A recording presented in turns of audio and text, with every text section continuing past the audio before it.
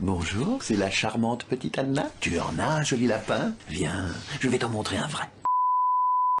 Et bonjour à tous et bienvenue dans cette vidéo dans laquelle je vais vous parler du cas de la PlayStation 5 Pro et d'un élément un petit peu spécifique qui n'a été que brièvement abordé jusqu'à présent.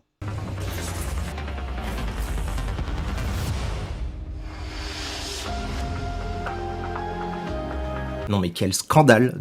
Après les jeux vendus en kit, voici les consoles vendues en kit, avec le lecteur disque qui est vendu séparément au petit prix de 120€. Bon là vous pouvez vous dire que, oui bon c'est pas bien grave, parce qu'après tout le support physique est en train de mourir, donc le choix de Sony tout à fait normal et cohérent avec ce qu'il se passe actuellement. Examinons cela d'un peu plus près. En 2023, BFM TV nous a partagé un article dans lequel BFM TV nous dit que les achats de jeux en boîte ne représentent désormais plus que 5% des jeux achetés, tous supports confondus, contre 95% pour les versions numériques. Et là, faites bien attention, BFM TV a bien dit qu'ils prennent en compte tous les supports.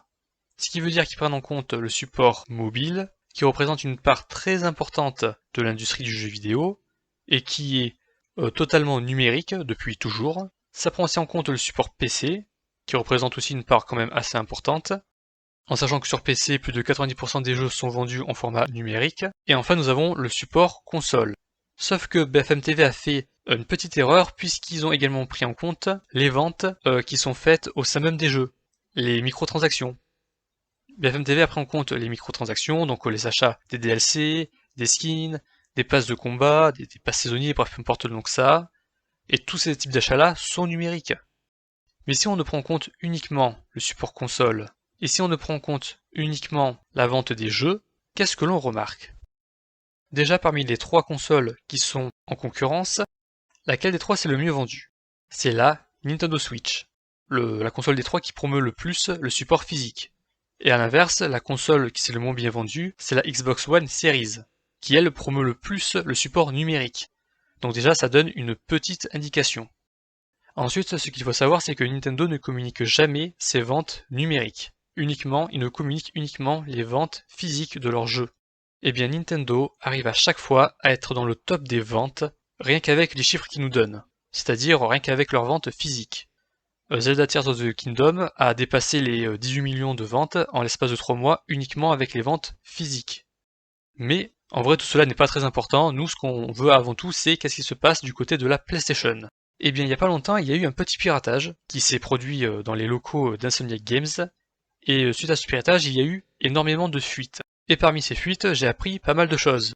Par exemple, que Sweet Baby Company n'était pas la seule compagnie idéologue à être en relation avec Insomniac Games, qu'Insomniac Games est en train de mettre en place des stratégies pour habituer le joueur à payer ses jeux au-dessus des 100$, c'est-à-dire au-dessus de 90€ pour nous, à part si on se fait encore une fois baiser sur la conversion, et j'ai aussi appris quelques informations au niveau des ventes numériques sur PlayStation 4 et PlayStation 5. Et ce que j'ai donc pu constater, c'est que les ventes numériques des jeux sur PlayStation 4 et PlayStation 5 représentaient à peu près 35% des ventes, 35% des unités des jeux vendus. Ce qui veut dire que 2/3 des jeux vendus sur PS4 et PS5 ont été vendus en format physique. Ce qui veut dire que 2/3 des jeux vendus sur PlayStation 4 et PlayStation 5 ne seront pas compatibles avec la PlayStation 5 Pro de base, sans le lecteur disque. Et moi la question que je me pose c'est mais pourquoi avoir mis le prix à 120€? Moi sur mon PC de compétition, j'ai dû aussi m'acheter un lecteur disque. Ce lecteur il m'a pas coûté 120€, il m'a coûté 45€. Pourquoi du coup avoir mis ce prix aussi haut? Est-ce que c'est pas par hasard pour pousser les gens à racheter un jeu qu'ils ont déjà acheté? Parce que par exemple imaginons vous avez God of War Ragnarok. Vous voulez y rejouer sur PlayStation 5 Pro. Soit vous allez acheter du coup le lecteur disque à 120€, ou alors vous allez juste racheter le jeu en format numérique à 70 voire 60€. Et du coup vous allez racheter un jeu que vous aviez déjà acheté auparavant. C'est quand même assez bâtard de faire ça.